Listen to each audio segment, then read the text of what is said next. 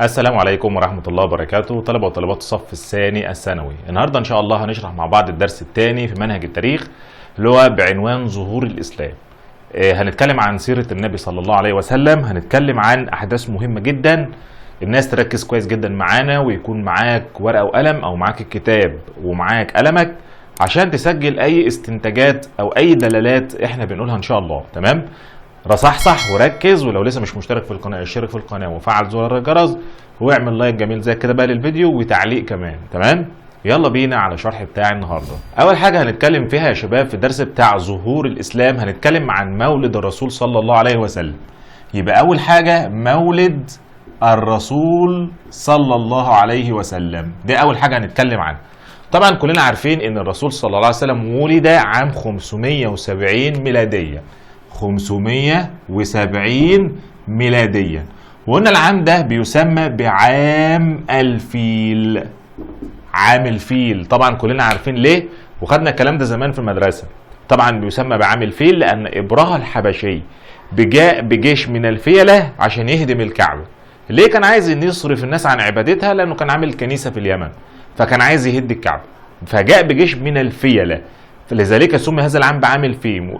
ولذلك بقى طبعا ربنا طبعا نجى او حمى الكعبه وارسل عليهم طيرا ابابيل ترميهم بحجاره من سجيل. تمام؟ وعارفين طبعا كلنا القصه. والعام ده اللي اتولد فيه الرسول في 12 ربيع اول.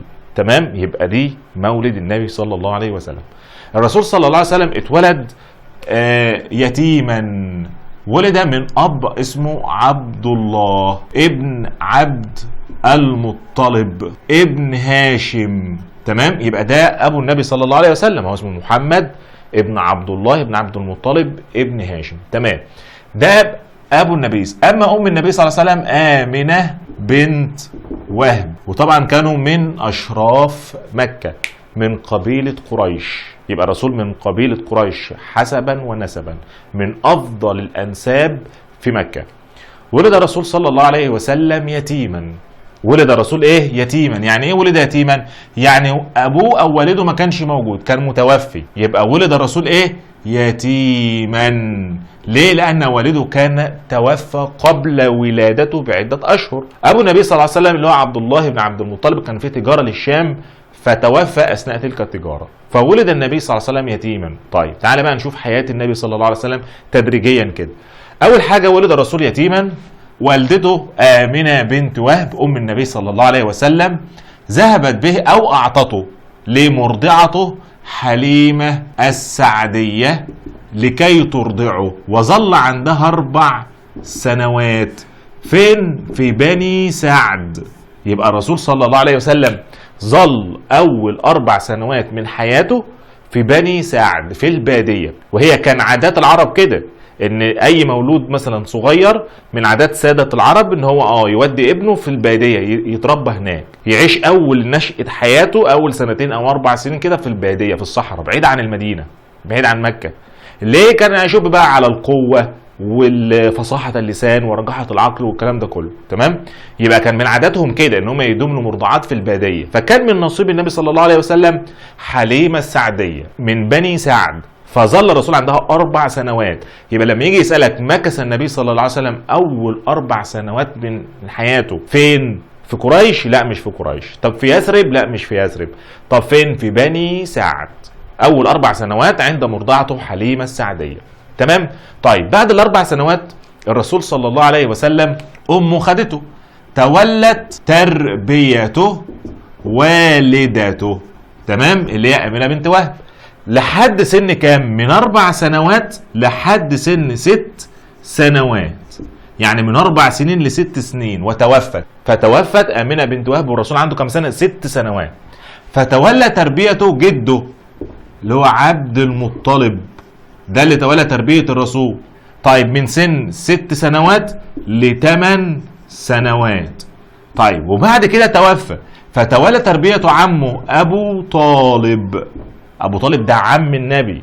تمام؟ عم النبي أبو طالب من سن 8 سنوات حد ما توفى أبو طالب، وتوفى طبعا 10 من البعثة. تمام؟ كان الرسول بقى كبر خلاص وشاب بقى وخلاص بقى ونزل عليه حتى الدعوه، هو اللي وقف مع النبي صلى الله عليه وسلم برضه في دعوته، ولكن لم يدخل الاسلام. تمام. يبقى دي الرحله الاجتماعيه بتاعت الرسول صلى الله عليه وسلم. يبقى الرسول مر بظروف اجتماعيه قاسيه شويه.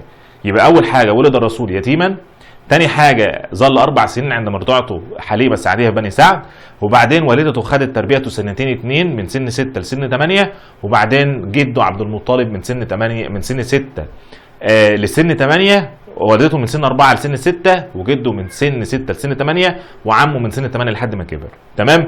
دي الرحلة الاجتماعية اللي أثرت في شخصية الرسول صلى الله عليه وسلم. طيب تعالى نشوف الرسول صلى الله عليه وسلم عمل بحرفتين اقتصاديتين، او نقول نشاط اقتصادي. عمل بنشاطين 2. النشاط الاولاني وهو حرفة الراعي. الرسول عمل بحرفة الراعي، يعني كان بيرعى الاغنام. كان بيرعى الاغنام.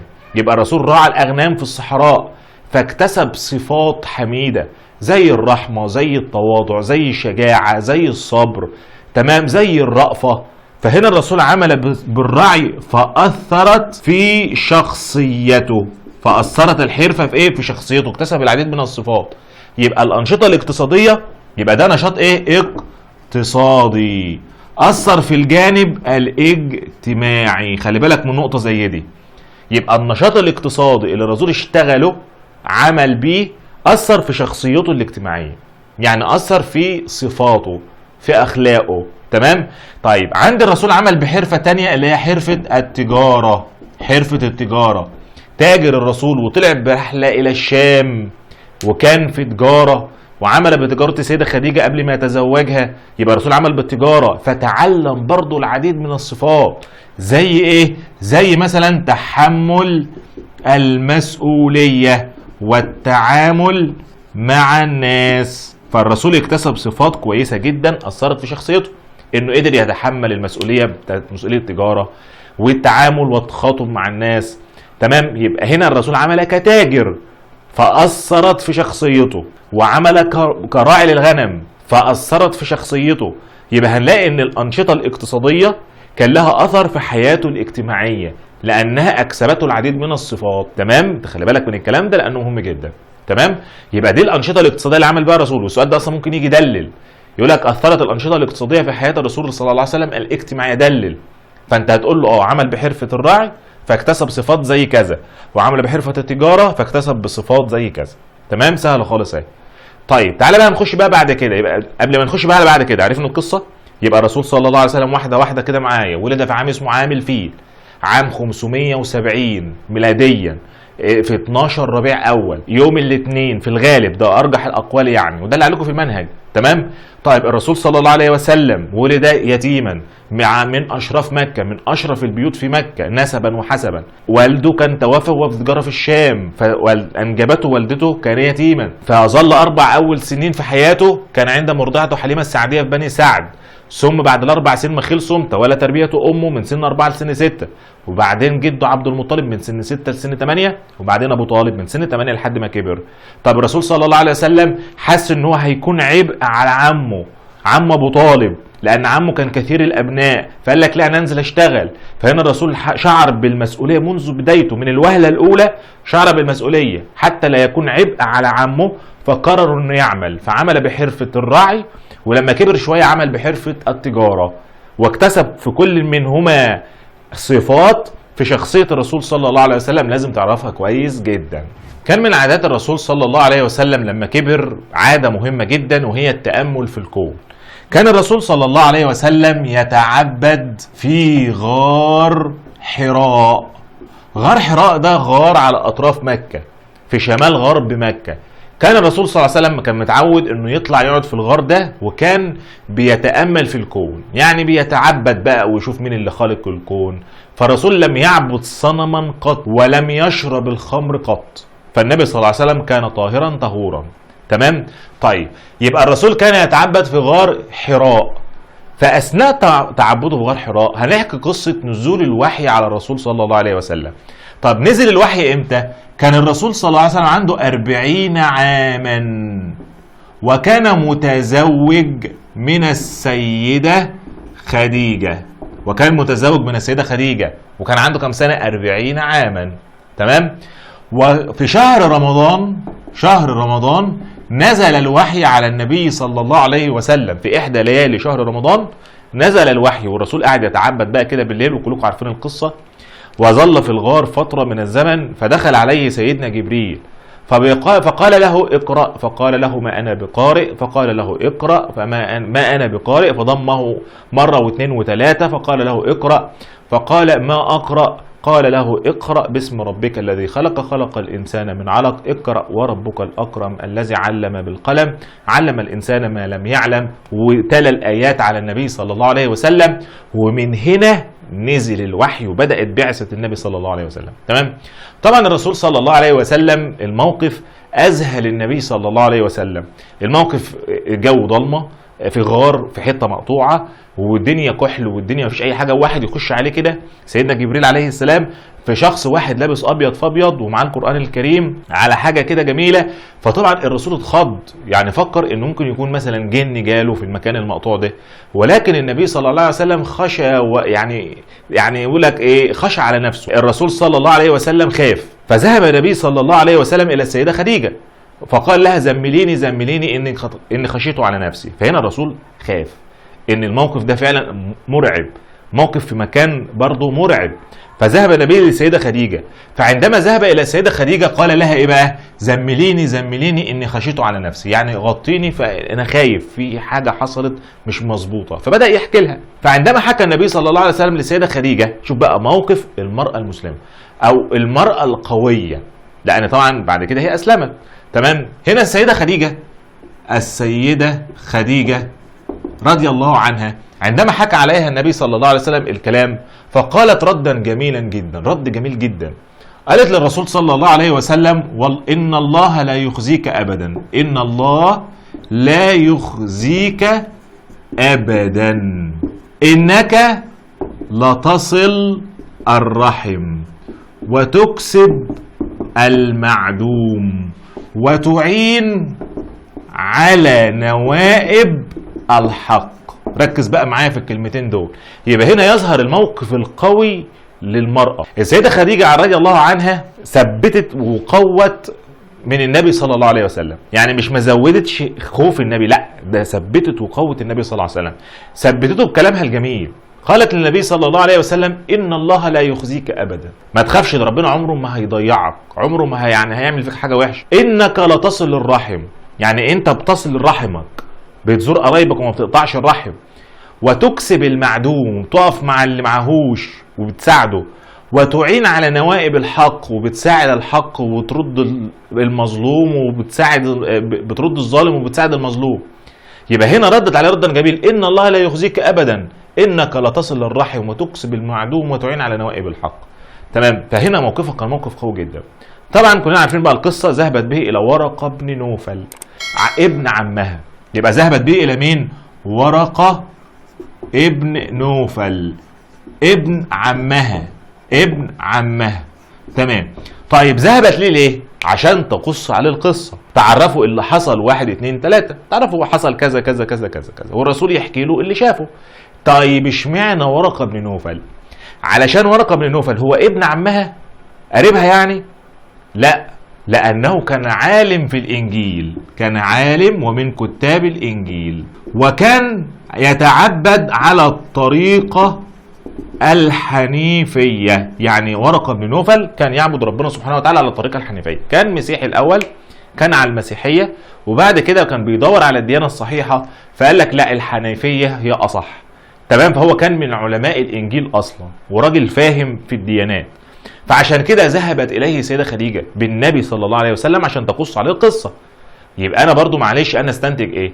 أنا استنتج إن فعلا هنا أهمية التخصص، يعني أنا أكون متخصص في شيء معين، أهمية دور أهل العلم، إن أنا دلوقتي لما أكون محتاج حاجة بروح لصاحب التخصص، أهل العلم، أهل المعرفة، مش هروح لصاحب المال أو صاحب النفوذ، لا، أنا بروح للي أنا عايز. مثلا عايز مدرس تاريخ بروح لمدرس تاريخ، عايز مدرس عربي بروح لمدرس عربي، عايز مدرس انجليزي بروح لمدرس انجليزي، انا تعبان عندي القلب بروح لمدرس قلب، قصدي للدكتور قلب. تمام. يبقى هنا في اهميه للتخصص، يبقى بنعطي لكل ذي حق ايه؟ حقه زي ما بنقول. يبقى هنا السيدة خديجة على ما يدل ذهاب السيدة خديجة إلى ورقة بن نوفل يدل على أهمية دور أهل العلم، أهل المعرفة، أهل التخصص، وهكذا. تمام؟ يبقى ده بالنسبة برضو موقف مهم جدا تخلي بالك منه. طبعا ورقة بن نوفل أخبر النبي صلى الله عليه وسلم، قال له إنك ستكون نبي هذه الأمة. يعني هو اللي أخبر النبي، قال له إنك ستكون نبي هذه الأمة، إن هذا هو الناموس الذي أنزل على موسى عليه السلام. يعني ايه هذا الناموس الذي انزل على موسى؟ يعني ده الوحي اللي نزل على سيدنا موسى، ده زيه. ما هو سيدنا جبريل اللي كان بينزل على الانبياء، فزي ما نزل على سيدنا موسى هينزل عليك برضه، فانت كمان هتبقى نبي. فبشر النبي. مين اللي بشر النبي انه سيكون نبي هذه الامه؟ ورقه بن نوفل. وبعد كده بقى سيدنا جبريل نزل على الرسول تاني وبرضه عرفه انه هيحمل الرساله ويؤدي الامانه والكلام ده كله. تمام؟ يبقى ده بالنسبه لقصه نزول الوحي على الرسول صلى الله عليه وسلم. الرسول صلى الله عليه وسلم كان يتسم بعده صفات. انا عندي 3 صفات تخلي بالك منهم لانه لهم دلالات مهمه جدا من صفات النبي صلى الله عليه وسلم، من سمات او صفات الرسول صلى الله عليه وسلم. اول حاجه القدره على حل المشكلات. الرسول صلى الله عليه وسلم كان عنده قدرة على حل المشكلات. كان عنده ايه؟ قدرة على حل المشكلات. طيب انا عندي دليل على كده. عندي موقف كانت اهل قريش بيعيدوا بناء الكعبة. يعني الكعبة كانوا شالوها هدوها وبيعيدوا بناءها، بيجددوها يعني. تمام؟ فاثناء تجديد الكعبة وجاء بقى الفترة بتاعت ان هم هيحطوا الحجر الاسود في مكانه. يعني هم هيرجعوا الحجر الاسود في مكانه تاني عشان بيعيدوا بناء الكعبة.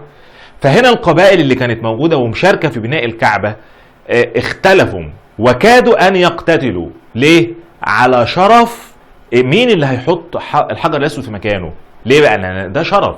مين القبيلة دي اللي هتحط الحجر الاسود في مكانه وترجعه؟ ويقولوا القبيلة دي هي اللي حطت الحجر الاسود في المكان ده في الكعبة، نتيجة طبعا لمكانتها الكبيرة عند العرب. فهنا القبائل كادت أن تقتتل مع بعضها البعض وكادت أن تسيل الدماء بينهم. فهنا قال لك خلاص، فظهر بقى صوت كده فيهم يقول لك خلاص يا جماعة، احنا بدل ما نمسك في خناق بعض ونموت بعض، أول واحد هيخش علينا هنحكمه فينا. يعني هنحكم أول واحد يخش دلوقتي. فقعدوا مستنيين. مين أول واحد كان دخل بيت الحرام؟ كان النبي صلى الله عليه وسلم. قال لك إنه الصادق الأمين لقد ارتضينا به حكما. يبقى مين اللي قال؟ القبائل العربية اللي في مكة. قال لك إنه الصادق الأمين لقد ارتضينا به حكما.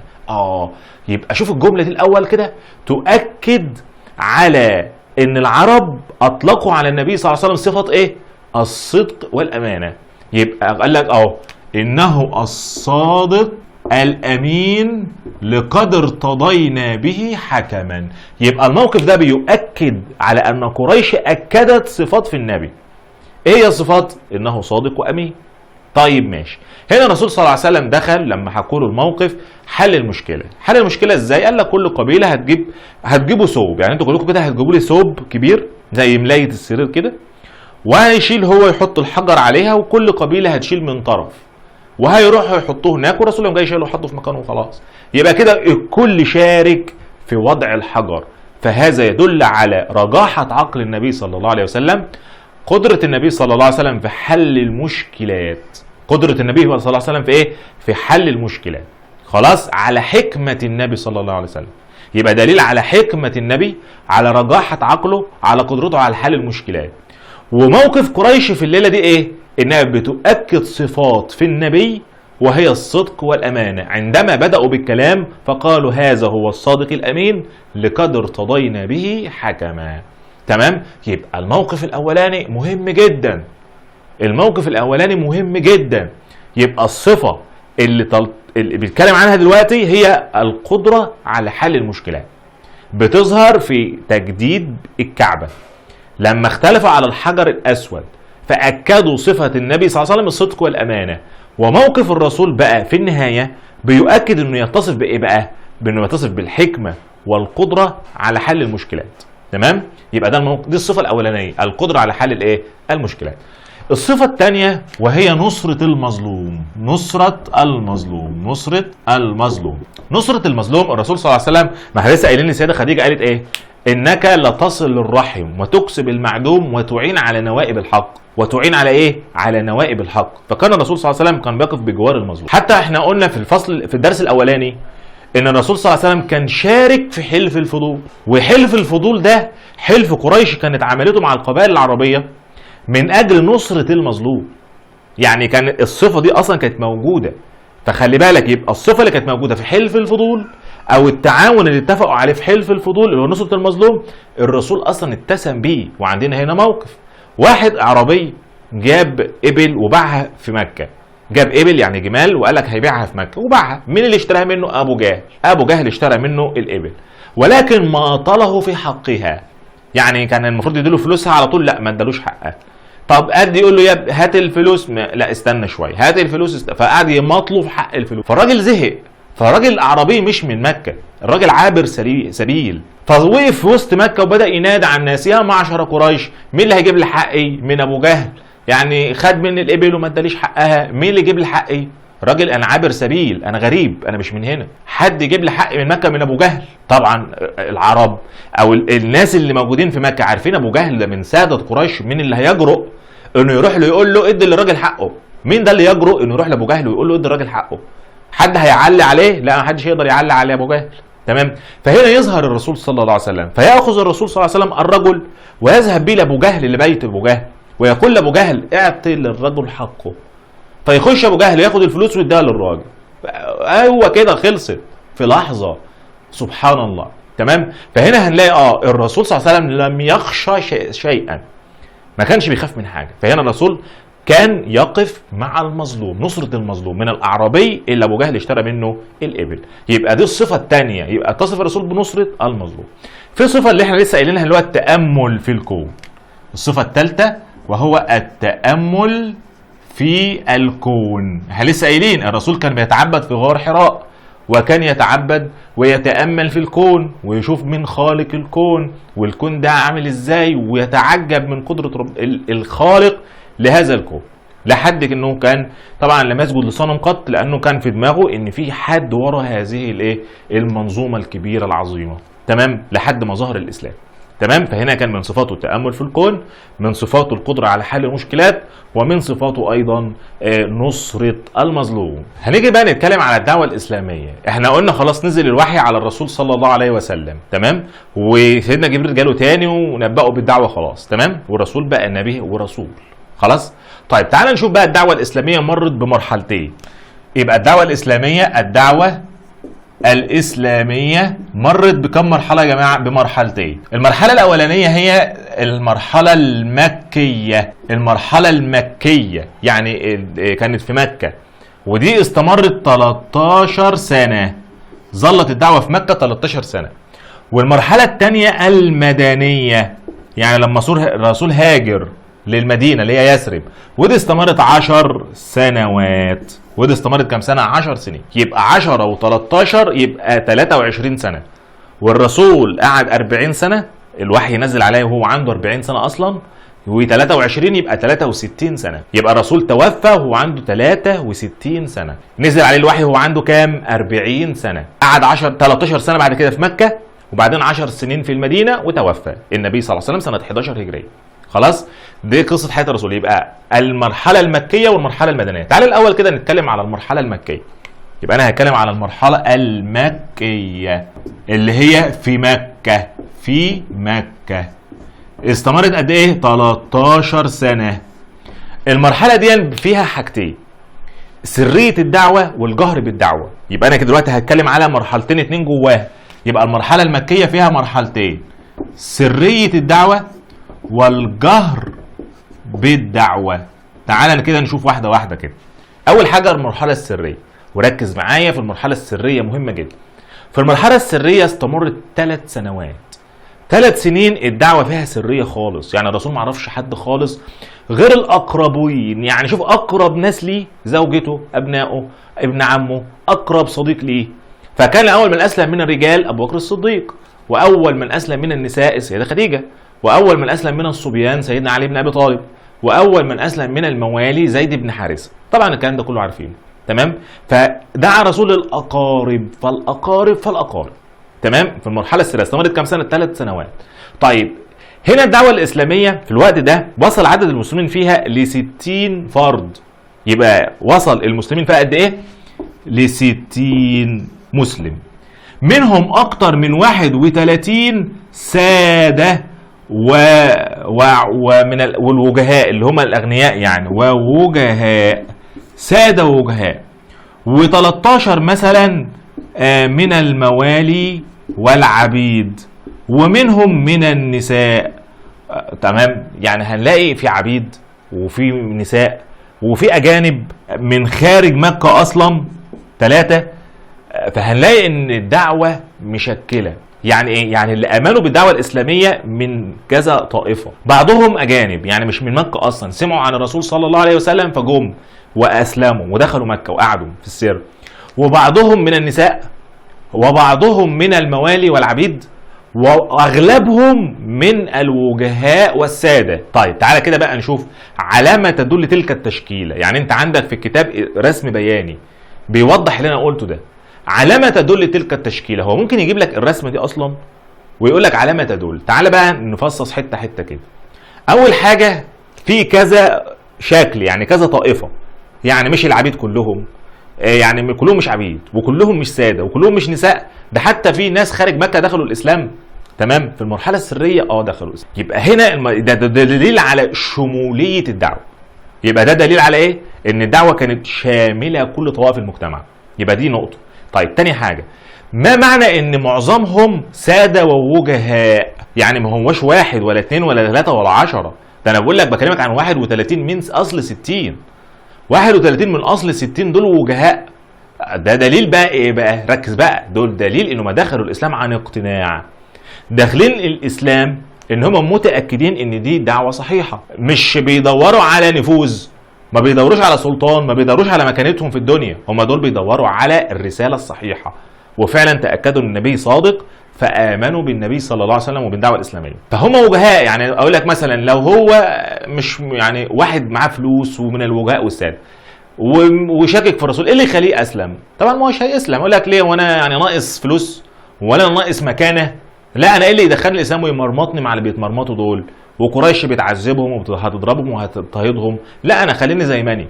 لا، هو هنا دخل الاسلام بالرغم من الوجهاء والساده، دليل على اقتناعه التام بالدعوه الاسلاميه، ومش داخل علشان خاطر دنيا ولا مكانه اجتماعيه، ده هو داخل عشان مقتنع بالدين الاسلامي.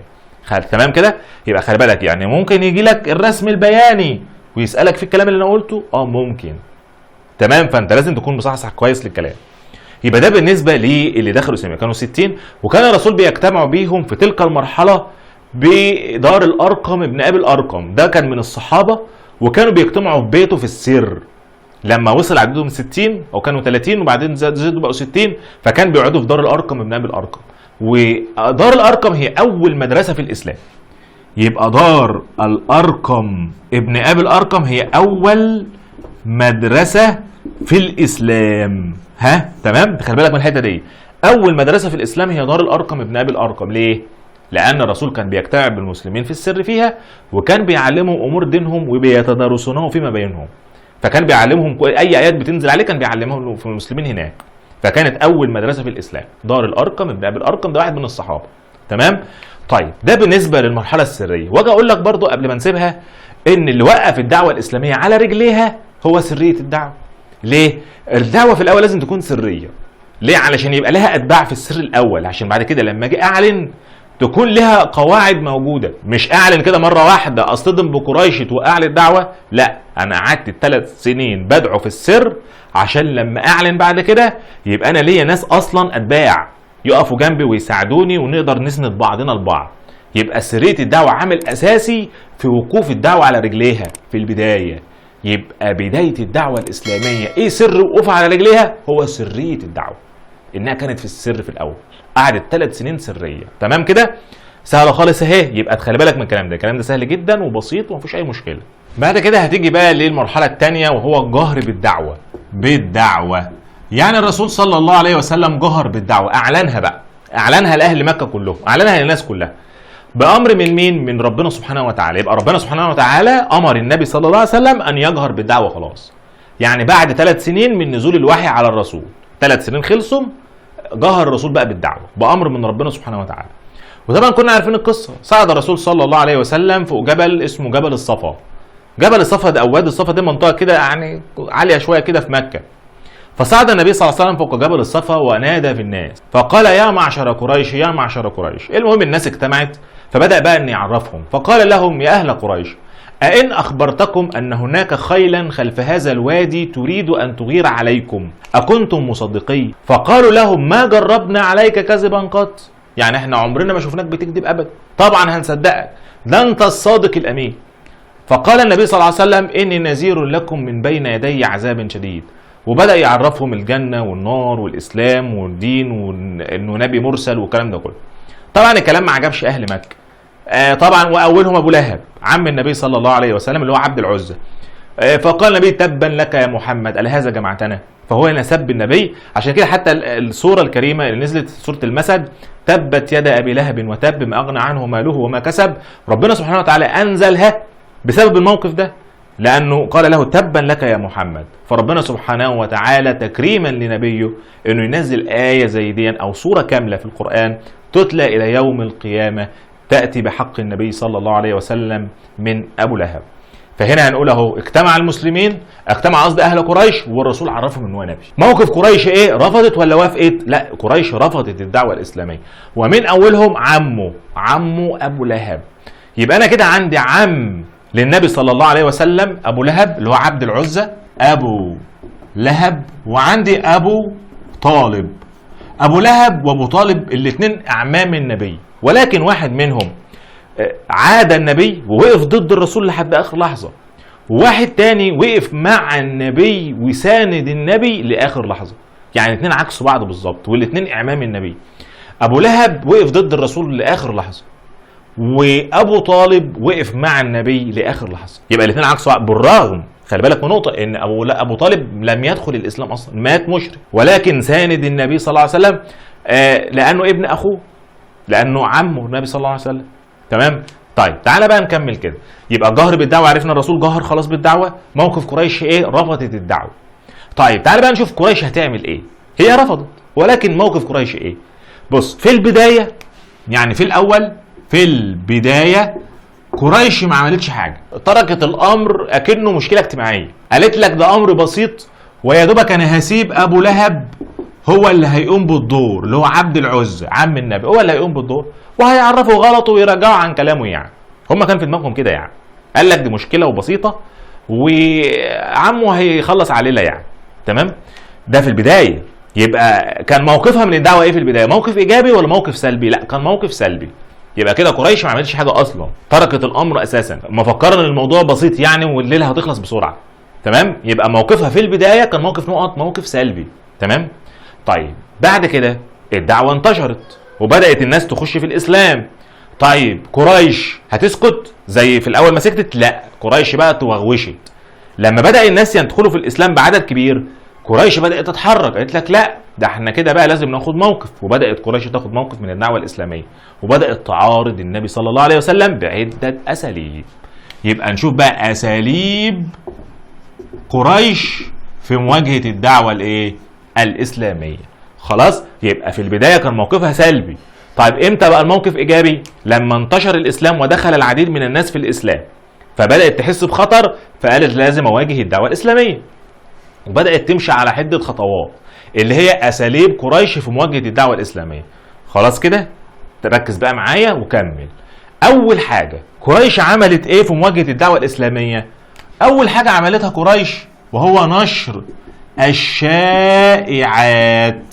قالت لك انا هنشر الشائعات اللي انهم بيبداوا يتهموا النبي انه كذاب وانه ساحر وانه مجنون وكل الصفات اللي احنا ما نقدرش نذكرها عن النبي صلى الله عليه وسلم. يبقى هنا صفات سيئة جدا الصقوها بالنبي صلى الله عليه وسلم، دي بنسميها حرب الشائعات، او بنسميها لها اسم تاني اسمها الحرب النفسية. الحرب النفسية، الحرب النفسية. يبقى قريش حربت النبي حرب نفسية اللي هي ايه؟ اللي هي حرب الشائعات، نشر الشائعات عن الرسول صلى الله عليه وسلم بانه كذاب وانه كاهن وانه ساحر وانه مجنون والكلام ده كله. تمام؟ يبقى ولكن بدات تتبع اسلوب معين. خلي بالك من الاسلوب. اول حاجه قالت لك احنا عشان يبقى اللي احنا هنقوله يجيب نتيجه مع الناس هنمشي على عده خطوات. خلي بالك بقى من الخطوات دي. اول حاجه هنختار المكان والزمان المناسبين. المكان هيبقى مكه عند الكعبه في موسم الحج. يبقى اشمعنى موسم الحج؟ اشمعنى في الكعبه؟ اشمعنى هتبقى في الكعبه وفي موسم الحج؟ اشمعنى؟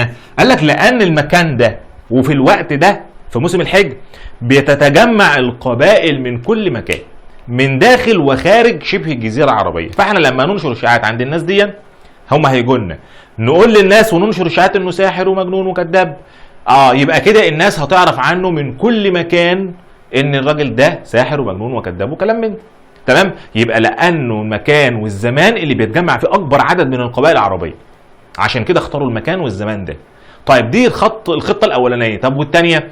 قال لك بنوحد القول والفعل، يعني لازم يبقى كلامنا واحد. يعني ما حدش يقول حاجه ويروح واحد تاني يقول كلام تاني، لا يبقى كلامنا واحد، يعني ماشيين على حاجه نمشي عليها كلنا.